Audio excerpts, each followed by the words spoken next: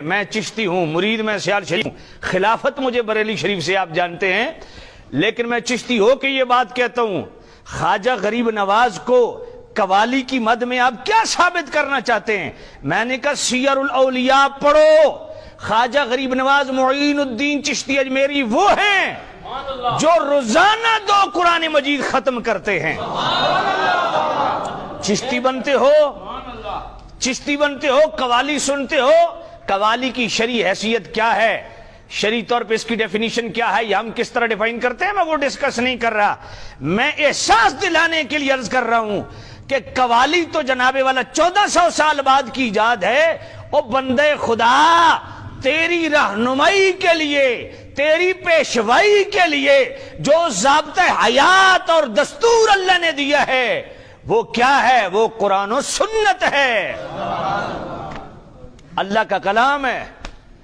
تو پہلے 2 روزانہ قرآن ختم کرنا، اس کے بعد تو قوالی سن تو مجھے بھی سمجھ آئے گی، اور جب تو صبح و شام قرآن کی تلاوت کرنے لگ جائے گا، میں اللہ کی قسم اٹھا کے کہتا ہوں تمہیں تلاوت قرآن کی اتنی لذت ملے گی کہ قوالی سننے کی تجھے فرصت ہی نہیں ملے گی،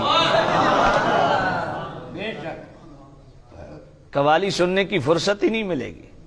لیکن قرآن کے ساتھ یہ کیا جناب والا، ہم یہ رویے ہمارے کیا ہیں؟ محفل نعت ہو تو 5 گھنٹے نعت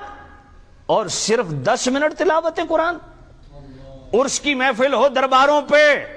اور جناب والا 5 منٹ تلاوت قرآن اور 2 گھنٹے قوالی۔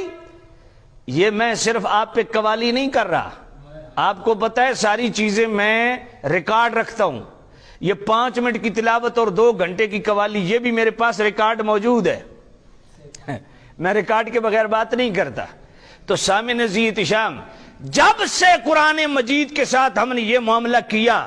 اور ہم نے پڑھنے کے لیے کیا رکھا، ابا مر گیا ختم پڑھا دو، اماں مر گئی ختم پڑھا دو، میت جا رہی ہے سرہانے رکھ دو۔ اور دکاندار کیا کرتا ہے؟ خود کھولنے کی توفیق نہیں، دکان پہ جائے گا، ادھر سے جناب والا ٹی وی لگا دے گا، ادھر دکان کی صفائی بھی ہو رہی ہے، ادھر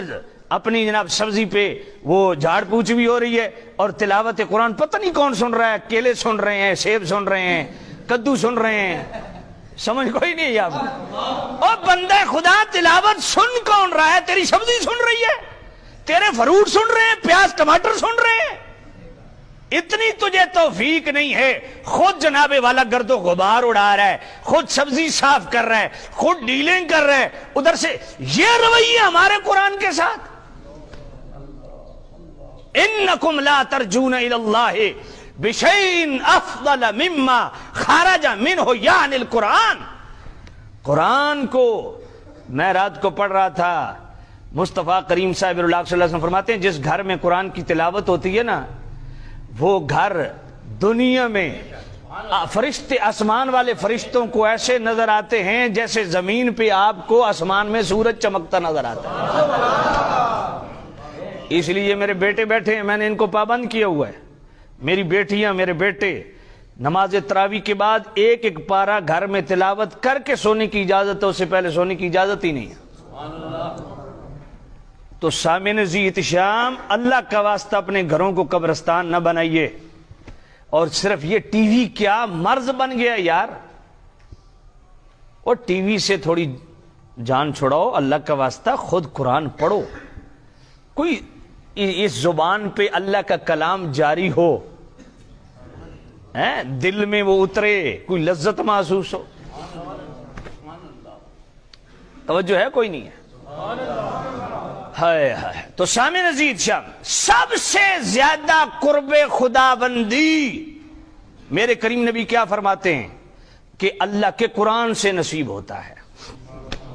امام احمد بن حنبل رضی اللہ تعالیٰ عنہ، یہ وہ عظیم ہستی ہیں کہ حدیث پہ اتنا